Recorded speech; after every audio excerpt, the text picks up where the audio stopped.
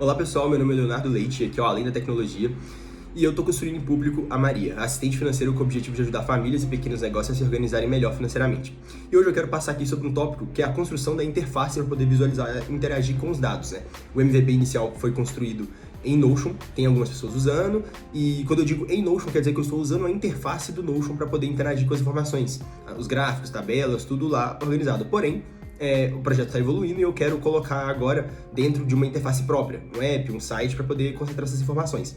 E a tecnologia escolhida para isso foi o Flutter. Então, no vídeo eu vou passar um pouco aqui sobre esse processo do Flutter Web, por que o foco agora do projeto está na interface, o motivo de eu ter escolhido o Flutter Web, por que isso me traz vantagem, o que é o PWA no modo offline e como funciona na prática, e por que PWA com Flutter, mesmo que o Flutter já tem o mobile pronto, né, por ser o Flutter, né?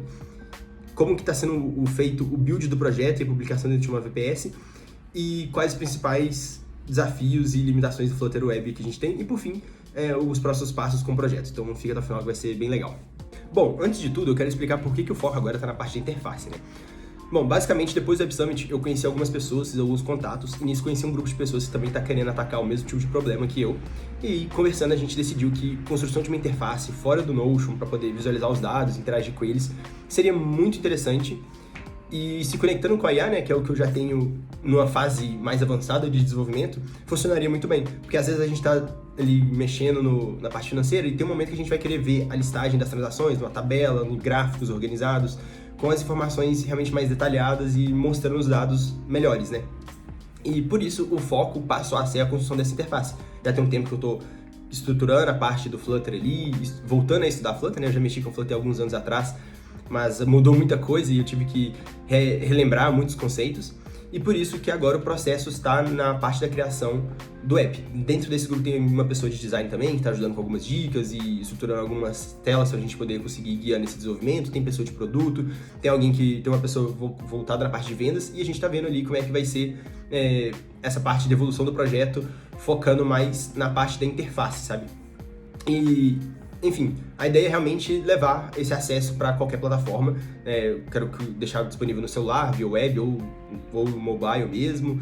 Se a pessoa no futuro quiser baixar no desktop, seja possível também a gente adaptar o projeto para o desktop, apesar de não estar envolvendo muito nessa parte ainda. Mas é basicamente por isso, né? O foco agora vai ser a parte da interface. E por que o Flutter Web especificamente, né? O Flutter ele permite a gente rodar a mesma base de código em diversas plataformas, né, com poucas adaptações, na parte do web, iOS, Android, desktop com Mac, Windows, Linux, apesar de desktop não ser o foco agora, mas dá essa liberdade pra gente, isso é muito interessante. E inicialmente na web, porque a ideia é validar rápido as coisas, sem a burocracia e os custos de publicar na loja de aplicativos. Pra gente poder publicar na loja da Apple, por exemplo, eu tenho que criar uma conta de desenvolvedor, pagar uma taxa de $100 por ano, passar por todo o processo de revisão ali da Apple. A Google é a mesma coisa, só que a taxa é um pouco diferente, né? A taxa é uma vez e é $25, se eu não me engano, não sei se eu tô com os valores atualizados aqui na cabeça. Mas a ideia é realmente ir atualizando essas informações, atualizando o projeto de forma mais rápida para poder ir testando, e na web isso é um pouco mais fácil e mais barato também. Eu não quero ter os custos agora. Outros pontos positivos do Flutter Web, do Flutter Web, é que o build multiplataforma dele é muito bom, e no caso da web especificamente, a gente tem um recurso do WebAssembly. Eu ainda não estou usando a parte desse build WebAssembly, porque tem 2 ou 3 bibliotecas lá que eu tenho que adaptar elas para poder usar uma versão que funcione com WebAssembly, mas está nos planos sim, porque otimiza bastante as performances, pelo que eu dei uma pesquisada. Melhora, tem um ganho significativo ali na performance do app, e é algo bem interessante, e só muda o build basicamente, né? E algumas bibliotecas que a gente vai ter que ficar atento. E o Flutter Web ele amadureceu bastante, né? Quando eu trabalhei com o Flutter pela primeira vez, tava acabando de lançar o Flutter Web. E ele definitivamente não estava muito bom para poder construir projetos sólidos. Na época eu tinha vários gaps, várias coisas faltando, muita coisa que tinha que fazer na mão. E hoje eu acho que vejo ele como uma parte mais redonda, sabe? Tá mais amadurecido. Ele tem a parte de PWA, o Service Worker dele que faz o PWA funcionar certinho, fazendo o gerenciamento de cache ali para poder controlar o acesso offline dele. Enfim, e são todas as coisas que tornam o app funcional, tornam o app rápido, a gente consegue colocar as features, consegue utilizar todo mundo do Flutter e Dart de maneira eficiente dentro da web. Bora agora aqui pro site da Maria, em que eu vou passar sobre a parte do build e publicação voltado para o Flutter Web. Esse site aqui eu tenho que dar uma atualizada nele, colocar algumas informações, mudar outras. Mas aqui eu vou mostrar agora as anotações no Notion, as anotações que eu fiz pro vídeo mesmo, na parte do roteiro, achei que seria mais simples, para falar um pouco da parte do build, né? No build aqui eu tô usando FVM para poder fazer gerenciamento das versões do Flutter, então sempre FVM, Flutter e o comando. E aqui no build, e vamos lá, passar pelo primeiro o Dash Define, é como a gente gerencia as variáveis de ambiente aqui dentro do Flutter. Eu estou usando na própria linha de comando mesmo, por enquanto, mas eu sei que tem formas de facilitar esse acesso, de ler do arquivo e tal. No momento está fácil, sim, porque eu tenho basicamente duas variáveis, a minha API e o ambiente de desenvolvimento. E também eu passando aqui o PWA Strategy, a parte que eu falei ali do Service Works, do PWA dentro do Flutter Web, a gente passa qual que é a estratégia aqui. E um ponto importante sobre essa parte da estratégia é que na documentação oficial do Flutter ele menciona que existem apenas duas opções, que é esse offline first ou none, e nesse caso eu estou usando o offline first para ele poder me dar alguma estratégia de gerenciamento dessa cache, porque o Flutter Web ele vai otimizar a busca dos assets no servidor, não vai ficar buscando as informações de builds, arquivos, JavaScript sempre, ele vai fazer um cache ali local e vai permitir com que o usuário use inclusive sem internet. Se o aplicativo der suporte para poder gerenciar as informações offline, ele vai funcionar muito bem, porque tudo que precisa para rodar estará já no computador, no celular da pessoa ali que estiver usando. E o none, a outra opção, é basicamente sem lógica de service work, basicamente a gente vai ter que construir essa lógica e fazer ele na mão ou deixar vazio, porque ele vai buscar tudo do lado do servidor sempre, o que eu não acho ideal. Existem várias outras estratégias para poder fazer gerenciamento ali do PWA, porém no Flutter só tem disponível essas duas no momento. Acho que no futuro eles devem adicionar outras mais, inclusive até adicionei aqui, né, tipo Network First, State While Reviable, Validate, não sei pronunciei errado, que ele vai customizar o Service Worker para substituir o padrão ali do Flutter e colocar um específico para esse tipo. E um ponto importante aqui é em relação ao que é gerado a partir desse build, né? Eu vou mostrar aqui o que sai dele, ó. Aqui eu estou dentro do projeto, a pasta web aqui pronta, e a gente tem aqui na parte de configuração o index HTML e o manifest.json. Aqui no manifest a gente consegue setar algumas configurações, name, short name, a URL, display, são coisas que ajudam ali a parte do PWA a funcionar bem dentro dos dispositivos. E o entry point da aplicação, que é o index HTML. E quando a gente faz o build, ele gera essa pasta aqui, essa pasta web, onde a gente vai ter o Service Worker, que é aquele arquivo que eu falei que gerencia a cache da estratégia de PWA ali que a gente está usando, né? No caso aqui, offline first, que é o que eu estou escolhendo. E também gera a parte de entrada, gera o main dash, que é um arquivo JavaScript mimificado para poder já estar otimizado ali para dentro do build.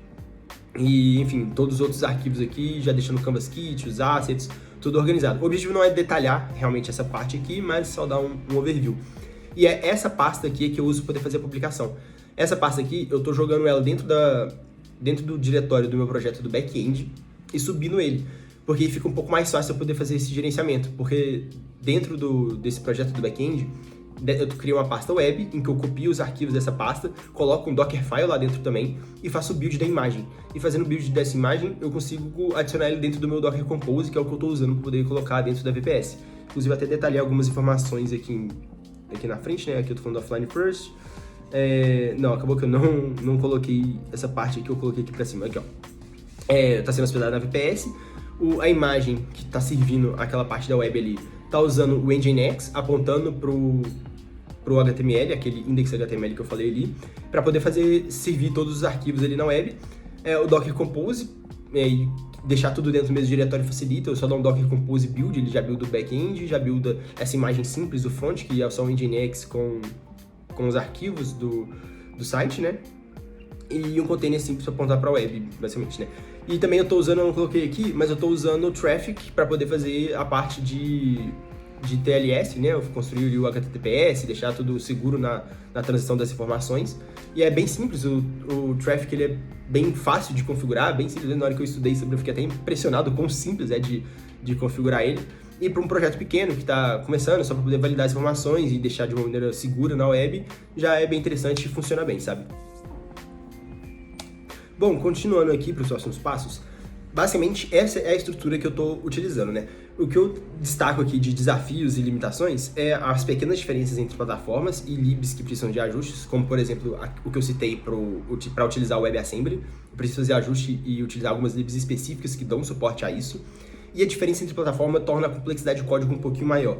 Porque eu sou uma pessoa pragmática, assim, gosto de fazer as coisas organizadas, então na hora que a gente vai diferenciar as partes que precisam ser diferenciadas dentro de cada plataforma, seja persistência, seja a parte de segurança, seja a parte de gestão do login ali, na parte de tokens, porque no mobile é uma estratégia, no desktop é outra, na web é outro diferente. Tem que ter uma certa atenção para essas partes. A gente cria, se for fazer da maneira mais genérica possível, né, vários if e else ali, se tá no web, se tá no mobile, se tá no desktop, e vai mudando essa gestão, né? Mas o ideal é a gente construir classes diferentes, injetar elas de acordo com a plataforma que está sendo utilizada dentro do projeto, ou fazer algumas otimizações para poder facilitar a performance ali de acordo com cada plataforma, e isso torna a complexidade de código um pouco maior. Então, é um ponto a se destacar que talvez um time formado por pessoas muito júniores não consiga ou tenha dificuldade de trabalhar com essa parte do Flutter Web se for um projeto que vai escalar e realmente ficar grande, porque vai demandar realmente uma complexidade de código maior para poder gerenciar diferentes plataformas dentro da mesma codebase. Mas o principal ponto é que, no geral, o sistema está bem estável, o Flutter Web está bem estável, está rodando bem.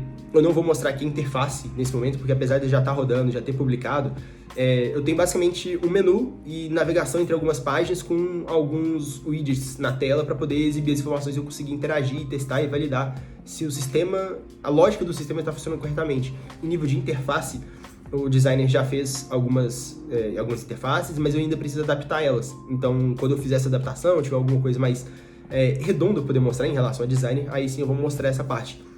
E de próximos passos, né, que eu quero levar ali para o projeto, é realmente colocar a IA dentro dessa plataforma agora. Ela ainda está funcionando só no WhatsApp, eu não coloquei ela para poder mexer em nada aqui dentro do Flutter Web por enquanto. E começar a mostrar os dados, insights ali e já trazer pessoas para poder testar. Eu espero conseguir lançar até o final do ano e deixar disponível para as pessoas conseguirem testar, acessar o site, criar sua própria conta, fazer a sua gestão ali e ter tanto a Maria na web ali para poder interagir ou ir no WhatsApp, quanto a interface própria para a pessoa visualizar os dados, mesmo que de maneira básica. Porque assim a gente já consegue pegar algum feedback do usuário, pegar como é que está sendo a utilização, ver ali os logs, o que precisa ser alterado. Isso, inclusive, isso é uma coisa que eu não falei, eu posso trazer um vídeo falando só sobre isso. Eu estou usando o Sentry para poder pegar os logs ali. No Docker Compose eu estou salvando esses logs dentro de alguns arquivos JSON ali para poder conseguir fazer a leitura. Não defini qual que é a plataforma ainda que eu vou utilizar para poder fazer a leitura dessas informações e exibir dentro de dashboard, né? Mas eu estou pesquisando algumas e algumas open source bem interessante. Mas é basicamente isso. A ideia aqui é construir a interface, sair do Notion, colocar a Maria tanto no WhatsApp quanto nessa interface para poder possibilitar o usuário visualizar as informações de maneira mais eficiente. Se você gostou, eu espero que deixe um comentário aqui embaixo, tiver alguma dúvida, quiser que eu me aprofunde em algum tópico específico. Eu sei que isso aqui foi bem superficial, mas era mais para dar um overview geral. E deixa aqui uma avaliação também, um joinha ou um dislike se não gostou. Vai ser bem legal ter a interação das pessoas aqui nesse projeto que a gente está construindo aos poucos ali e subir na escadinha, né? Mas beleza, valeu, falou!